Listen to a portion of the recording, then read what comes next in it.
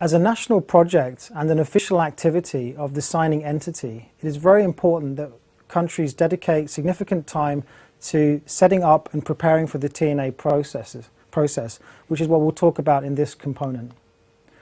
Here we can see a summary of the different preparation stages. On the left-hand side column we have first of all the institutional structure, secondly sector prioritization, then the work plan, how to select consultants, and then how to engage stakeholders. And that final point is the subject of its own component, which will follow on from this.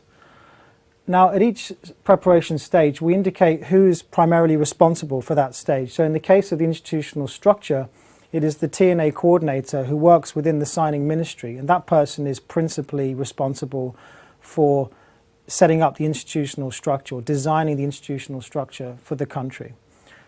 However, we do provide additional guidance under each of these stages, and you can see that listed here on the right-hand side. This graphic summarizes the institutional structure, but we emphasize that this is just guidance. Of course, each country should set up the TNA in its own way to fit its own circumstances and graft upon existing structures where possible. We're aware that the TNA does not operate in a vacuum, and so any institutional structure should be appropriate to the specific country. Now, dividing this up a bit, we have on the right-hand side the global level, which is ourselves at the UNEP-DTU Partnership and the regional centres. And on the left-hand side of the graph, we have the in-country structures. And we can essentially divide this into the TNA team, which is the parties in green, and then what we call facilitative or supporting actors indicated in yellow. And we'll talk through these one by one. So first of all, focusing on the green boxes, which is the TNA team. The TNA team is an umbrella term that refers to the national coordinator, the TNA committee, national consultants, and the sector working groups or the technology working groups. Now, the leadership of the TNA team is taken by the national coordinator, and for detailed guidance on how to set up the national team, we can direct you to the guidance note on organising the TNA, which is available on the website. And as I said before, we encourage countries to build upon or use existing structures and not necessarily creating new structures for the sake of the TNA, because it is, of course, just one of other projects. So focusing in on the national coordinator, the national coordinator is appointed by the contracting entity, which is usually the Ministry of Environment in the countries we work in. And this is the key individual driving forward the TNA process, and they sit within the contracting entity. This individual is usually a government official, ideally with a technical background and knowledge of climate change science, and they provide day-to-day leadership and vision of how to implement and direct the TNA process.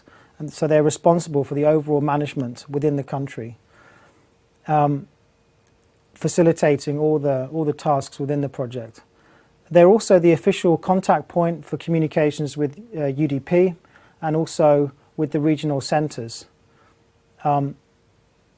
We also recommend that a communications protocol is agreed upon during the scoping mission with UNEP-DTU, so that we know who is responsible and who's communicating and who is in copy on all written communications.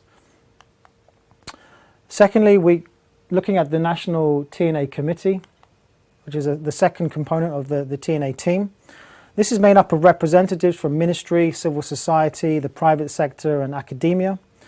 And members should be familiar with the national development objectives and the context of climate change science and the sector policies in question.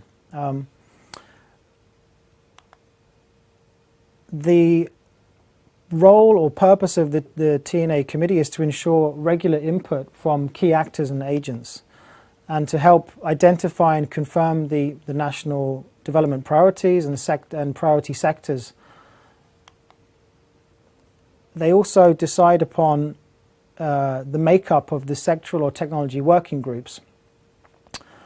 And they are encouraged to provide feedback on project deliverables, although principally that is the responsibility of the national coordinator.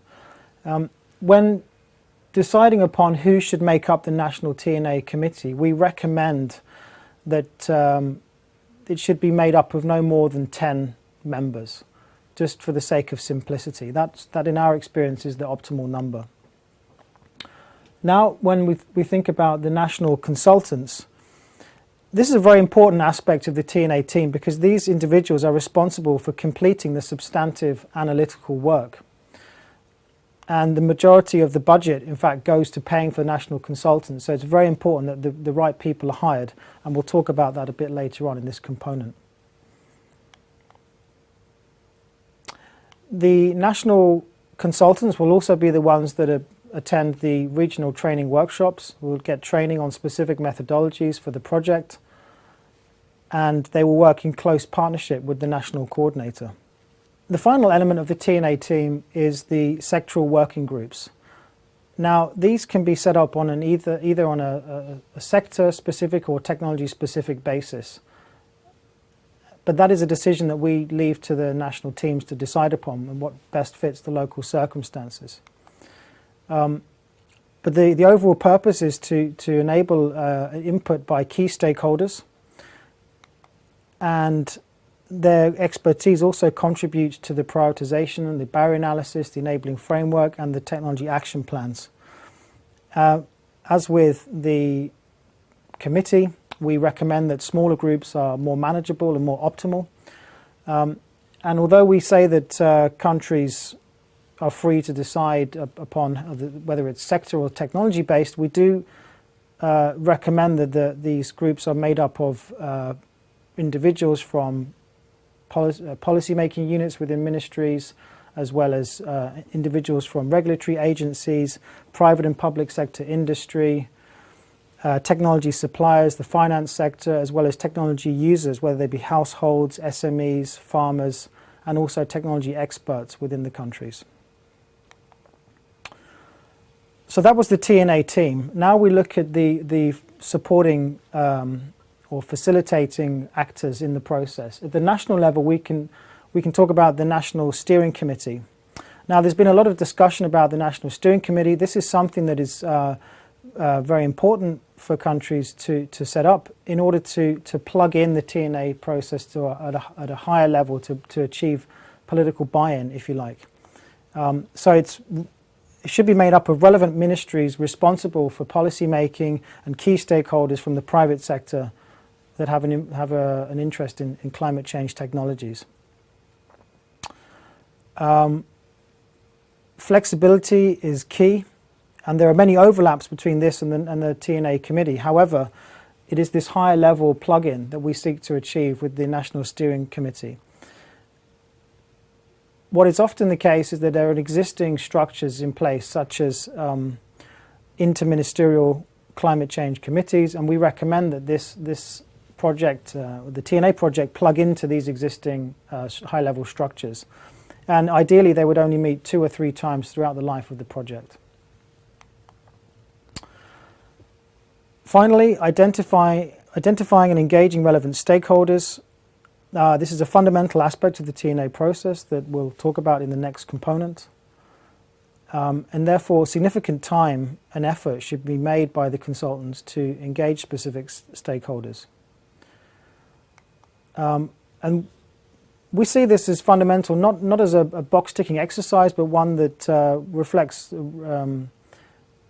real needs and the real needs and interests of specific stakeholders, and this is something fundamental to the project. We have a dedicated guidance document that will talk us through that in the next component. Now we can visualize the roles of the TNA team in very simple graphical terms here, as kind of spheres of activity. The analytical basis and reporting is completed by the national consultants, and that can be seen as the kind of core of the project. Surrounding this is the work of the National TNA Committee and the technology working groups, and this is a kind of if you like, a consultation process surrounding this core activity. And then at the political level, to get this political acceptance surrounding this entire process, is the National Steering Committee.